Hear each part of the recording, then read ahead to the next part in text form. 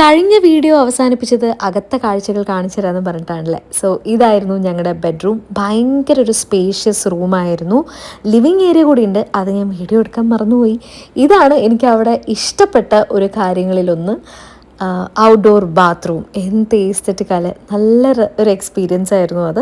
And ഇവിടുത്തെ private pool അത് എടുത്തു വരേണ്ട ഒരു കാര്യമാണ്. ഒരു ഒന്നൊന്നര പൂളായിരുന്നു കേട്ടോ. സാധാ ഒരു പ്ലഞ്ച് പൂളൊന്നുമില്ല, നല്ല 6 ഫീറ്റ് ഡീപ്പായിട്ടുള്ള നല്ല ഒരു ബിഗ് പൂൾ തന്നെയാണ് നമുക്ക് പ്രൈവറ്റായിട്ട് കിട്ടുന്നത്. അതിനുശേഷം ഒരു ടീ ബ്രേക്കിന് പോയി. ഞങ്ങളുടെ കൂട്ടത്തിൽ ചായ കുടിക്കുന്ന ഏക വ്യക്തി തേസേട്ടനാണ്. സോ തേസേട്ടൻ ചായ കുടിക്കാൻ പോകുന്ന നേരം ഞങ്ങൾ ആ മെയിൻ പൂളിൻ്റെ പരിസരത്ത് വായ നോക്കി നടക്കുമായിരുന്നു. അതിനുശേഷം അവിടെ ഒരു ബട്ടർഫ്ലൈ ഗാർഡൻ ഉണ്ട് കേട്ടോ. അത് ഈ പ്ലാന്റ് കണ്ടിട്ട് അട്രാക്റ്റഡായി വരുന്ന പൂമ്പാറ്റകളാണെന്ന് എനിക്ക് മനസ്സിലായി. പക്ഷേ ഈ പ്ലാന്റിൻ്റെ പേരെനിക്കറിയില്ല. അറിയുന്നവർ ഒന്ന് കമൻറ്റ് ചെയ്യൂ കേട്ടോ. സൺസെറ്റ് കാണാൻ ബീച്ചിലേക്ക് പോകാൻ റെഡിയായി. ഈ പ്രോപ്പർട്ടിയിൽ നമ്മൾ എവിടെയൊക്കെ പോയാലും ഈ മൂപ്പര് നമ്മളെ ഫോളോ ചെയ്യും, അല്ലെങ്കിൽ നമ്മുടെ കൂടെ ഉണ്ടാവും. അങ്ങനെ ബീച്ചിലേക്ക് നടന്നുകൊണ്ടേയിരുന്നു.